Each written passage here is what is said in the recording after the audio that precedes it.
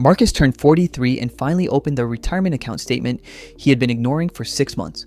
The balance said $81,000. He stared at it the way you stare at a check engine light you have been pretending is just a sensor glitch. He knew the number was low. He did not know how low until he sat down with a calculator and realized that at his current savings rate, he would need to work until 78 to maintain anything close to his current lifestyle in retirement. He was not bad with money. He paid his bills on time. He had not missed a mortgage payment in 11 years. He drove a reasonable car with reasonable payments. He just spent 2 decades doing exactly what everyone around him was doing. Earning, spending, assuming the future would figure itself out on its own without much intervention. And then the future showed up, and the math did not work. Your 40s feel like the beginning of too late. You scroll through retirement calculators at midnight and the numbers feel like a verdict. You look at what you have saved, then look at what the calculators say you need, and the gap between those two numbers makes you want to close the laptop and pretend you never opened it. That is the lie this entire video is going to dismantle, because the data shows something completely different from what the anxiety tells you. And the people who understand the data are building wealth right now, in their 40s, faster than they built it in the 2 decades that came before. My name is Ivan, and I study how money, behavior, and quiet systems shape people's financial lives. Your 40s are not a financial crisis. They are, if you understand the mechanics, the single most effective wealth-building decade available to you, but only if you make 3 specific moves. And the reason this matters right now is that the window is open, the math is favorable, and it will not stay that way forever. Every year you wait does not just cost you a year of savings. It costs you a year of compounding, and compounding is the only legal force in finance that turns ordinary income into extraordinary wealth over time. Let me show you why with real numbers. According to Empower data from January of 2026, the median retirement savings for Americans in their 40s is approximately $208,000. The average is higher, around $573,000, but the average gets dragged upward by a small number of people with very large balances. The median is the number that represents the person in the middle, the person who is probably a lot like you. Now, the number that financial planners consistently reference as a retirement target is roughly 10 to 12 times your final working salary. On a household income of $75,000 a year, that is somewhere between $750,000 and $900,000. The gap between $208,000 and that target is enormous, but it is closable. And the 40s are precisely the window where closing it becomes mathematically realistic, because this is the decade where you have both the income and the remaining time to make compounding work at a meaningful scale. A single dollar invested at age 40, earning the historical average of about 7% annually, grows to approximately $4.74 by age 63.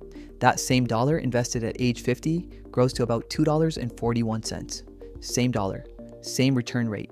But the person who started a decade earlier nearly doubled the outcome without doing anything different except starting sooner. That is not a marginal difference. That is a difference between a retirement that works and one that forces you back into the workforce at 67 because the savings ran dry. And this is where the first rule comes in. Rule number 1.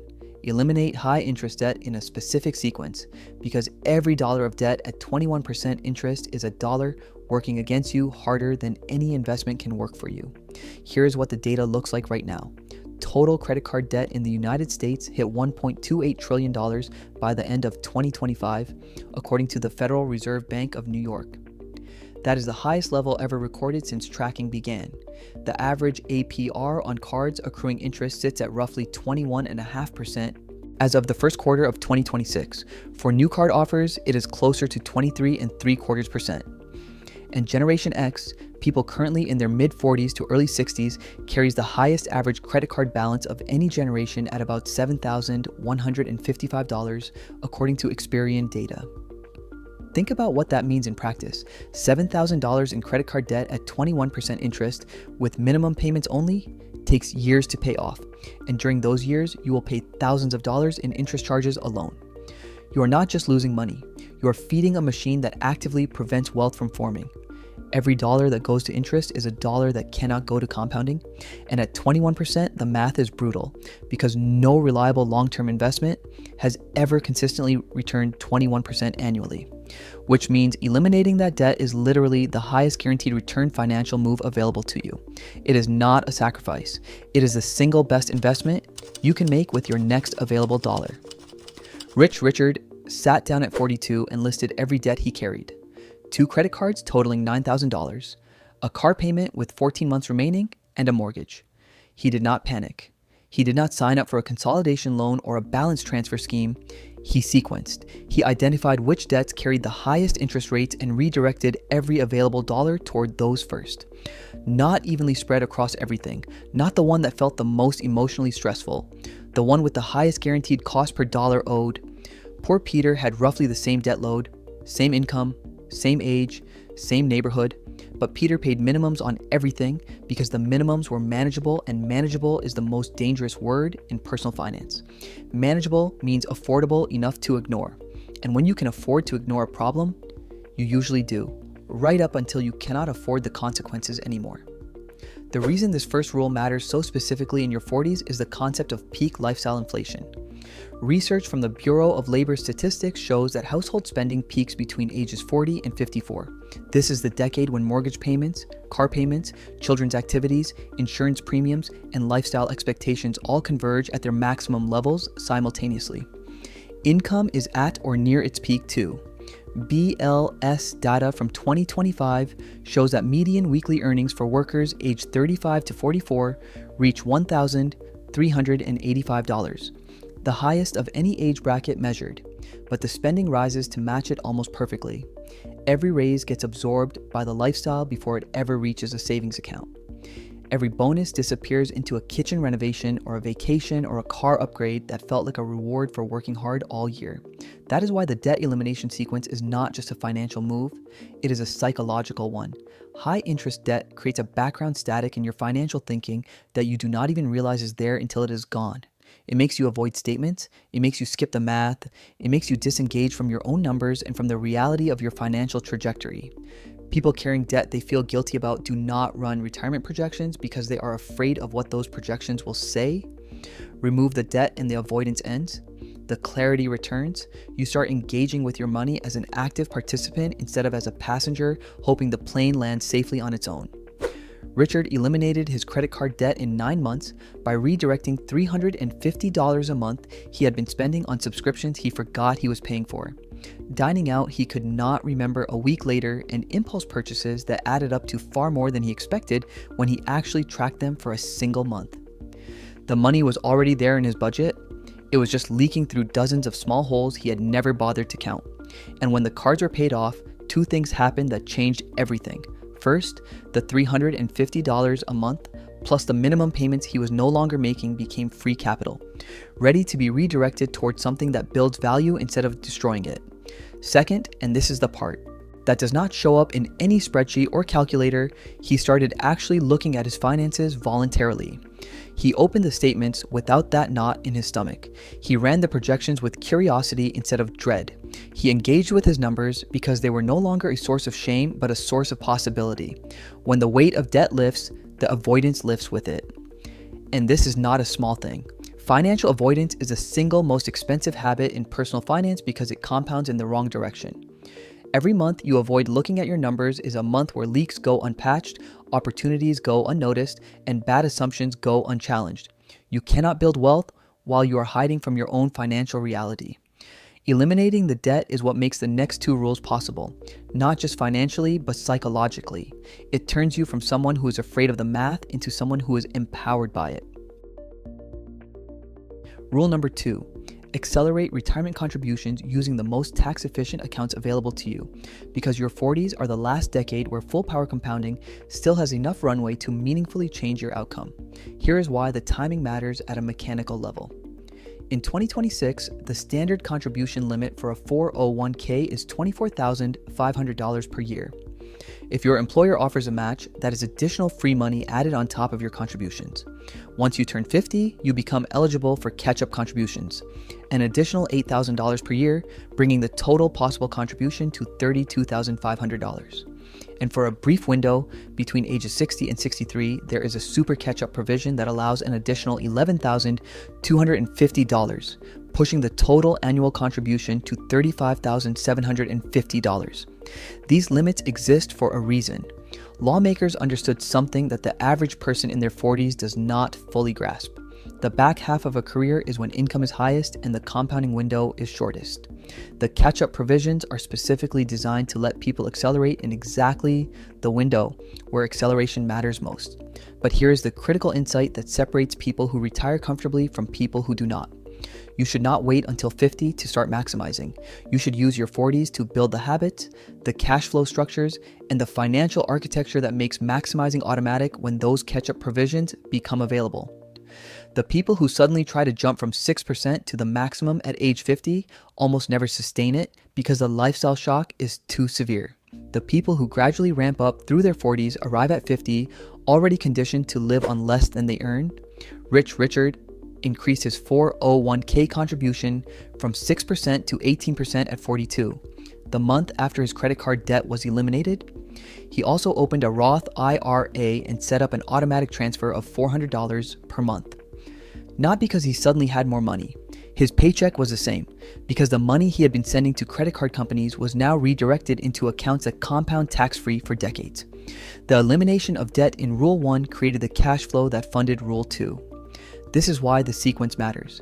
If you invest $500 a month starting at age 42 and let it compound at the historical average of 7% annually until age 65, that money grows to approximately $341,000. Take the exact same $500 per month, but start at age 52 instead, and it grows to approximately $126,000. Same monthly amount, same return rate, but a 10-year delay cost over $214,000 in growth that simply never happened. That growth was not lost. It was never created. The compounding curve is steepest in its later years, which means the early years of contribution are disproportionately valuable because they are the ones that feed the exponential growth that happens towards the end. Poor Peter knew about his 401k. He contributed 6% to get the employer match, which is what every personal finance article told him was the smart minimum. And for years, it felt like enough, but he never increased it. Not at 43 when he got a 7% raise that added $400 a month to his take-home pay. Not at 45 when the kids started school and childcare costs dropped by $800 a month. Not at 47 when he paid off his car and freed up $380 a month that had been going to the loan. Not at 48 when he refinanced the mortgage and freed up $200 a month in lower payments. Every single one of those moments was a natural on-ramp to higher contributions. Every single one of them was quietly absorbed by lifestyle upgrades that felt earned in the moment, but cost hundreds of thousands in lost compounding over time. A nicer vacation, a bigger television, a car upgrade he did not need but felt he deserved after a difficult year, a bathroom renovation that could have waited 5 more years. Peter was not irresponsible, he was on autopilot. An autopilot in your 40s flies directly into an underfunded retirement without ever triggering an alarm until it is too late to change course. If you want this channel to keep reaching people who need to hear this, take 2 seconds and hit the subscribe button. The real insight behind Rule 2 is this. Discipline is unreliable as a long-term wealth building strategy. It is a finite resource that gets depleted by every other demand in your life, and your 40s are the decade with the most competing demands. Kids, careers, aging parents, mortgages, health concerns, relationship stress. You do not have the mental bandwidth to make the right financial decision every single day for 20 years. The solution is not more willpower. It is better architecture. Set the contribution increase once, automate the IRA transfer once. Schedule the annual bump to coincide with your raise cycle so the increase never touches your checking account. Once the system is running, it does not require daily decisions. It does not require motivation. It does not care whether you had a bad week or a stressful month. It just compounds, quietly and relentlessly while you live your life. Richard told me something that stuck with me long after our conversation. He said he did not feel like he was sacrificing anything after the 3rd month. The automated transfers happened before he saw the money in his checking account. His spending adjusted to the remaining amount without any conscious effort or friction. The system did the work, he just stopped interrupting it. Willpower is a resource that runs out. Systems do not. Rule number 3. Monetize your expertise outside your employer, because side income in your 40s has a structural advantage that does not exist at any other age. By your 40s, you have something that took 2 decades to build and that the market will pay for in ways your employer never will. Domain expertise. 20 plus years of pattern recognition in a specific field. Relationships with people who trust your judgment based on a track record of actual results. Knowledge that is not theoretical because you have tested it against real problems hundreds of times and developed an intuition that someone with a certification and 2 years of experience simply cannot replicate. An accountant who has navigated 3 tax code overhauls knows things that are not in any textbook. A project manager who has rescued 4 failing deployments carries knowledge that cannot be taught in a weekend seminar. A marketing director who has watched consumer behavior shift across 2 recessions understands patterns that junior strategists have never had to face. This is your edge, and almost nobody in their 40s is using it. And here is the structural advantage that almost nobody explains clearly. Your primary income already covers your lifestyle. The mortgage, the groceries, the insurance, the car, the kids, that is all handled by your salary, which means a secondary income stream, even a modest one, has 0 lifestyle obligation attached to it. Every dollar from a side arrangement is structurally free to invest. Not partially free, not mostly free, entirely free. That is an investment advantage that someone in their 20s building a side hustle while also trying to pay rent and student loans does not have. Your 40s give you the rare combination of deep expertise and financial stability that makes secondary income almost entirely convertible into long-term wealth. Rich Richard started consulting for 2 former colleagues who had moved to smaller companies and needed the kind of strategic guidance his 20 years of industry experience provided. Nothing dramatic. 5 to 6 hours a week, $1,200 a month. He did not spend a single dollar of it on lifestyle. The entire amount went into a taxable brokerage account invested in a broad market index fund, automated on the first of every month without exception. Run the math on that, because the math is where this stops being an interesting idea and starts being undeniable. $1,200 a month invested at 7% annually for 20 years grows to approximately $625,000. From 5 hours a week of work built on knowledge he already possessed, invested automatically while his primary salary funded his life. He did not build a business. He did not create a brand. He did not record content or launch a course or build a following. He answered 2 phone calls from people who already trusted him and agreed to help. The expertise was already there. The relationships were already there. The only thing missing was the decision to capture value from knowledge that was already his. Poor Peter had the same expertise, same industry, same connections, same 2 decades of accumulated knowledge sitting inside one employer's payroll, but he never explored what that knowledge was worth on the open market. Not because he lacked ambition or ability, because the salary felt sufficient. And sufficient is the other dangerous word in personal finance right alongside manageable. Sufficient means enough to stop looking for opportunities, enough to stop questioning the arrangement, enough to keep doing exactly what you are already doing while the window for building real wealth quietly narrows year by year without you noticing.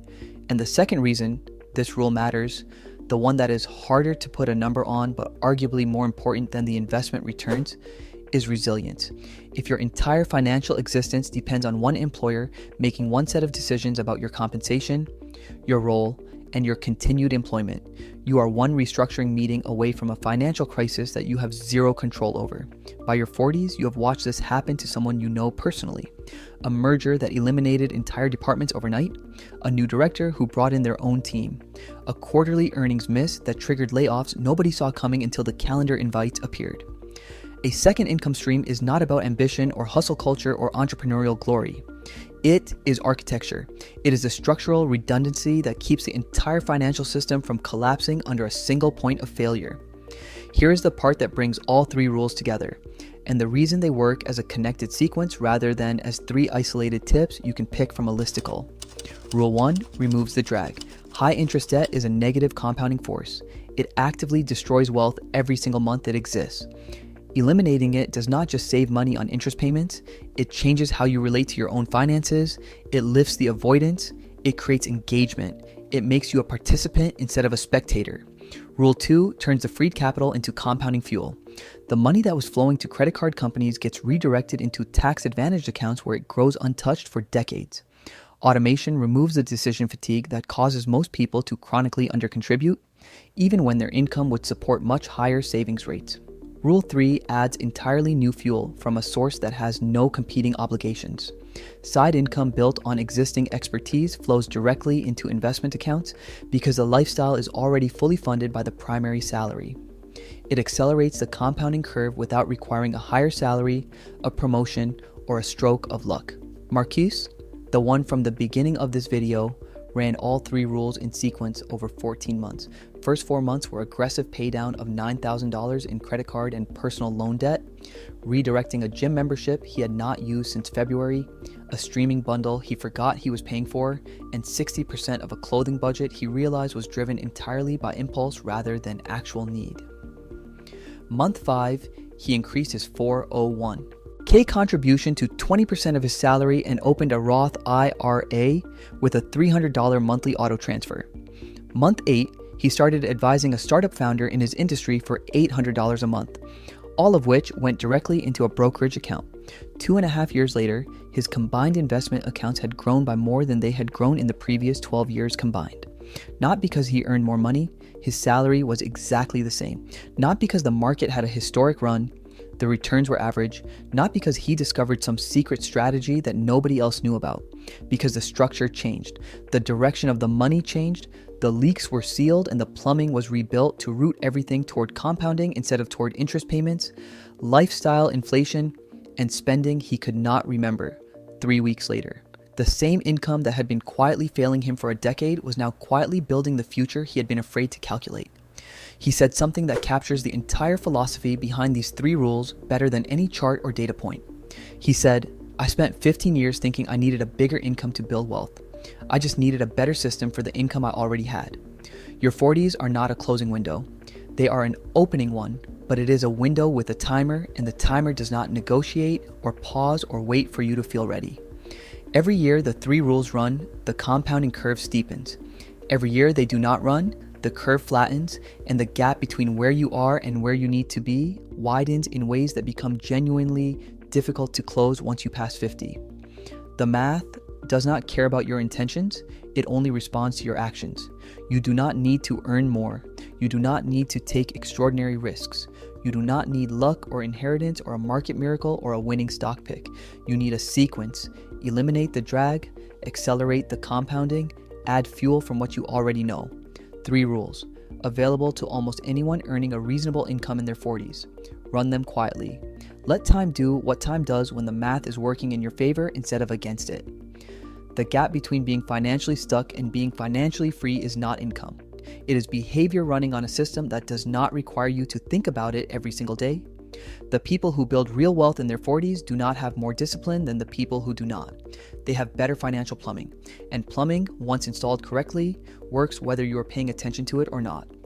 If this shifted how you think about the next decade, the like button helps more people in the same window find this before the window narrows. And if you want to see exactly how to set up the automated investment architecture that makes Rule 2 run without thinking about it, which accounts, which funds, and how to build it in a single afternoon, that video is right here.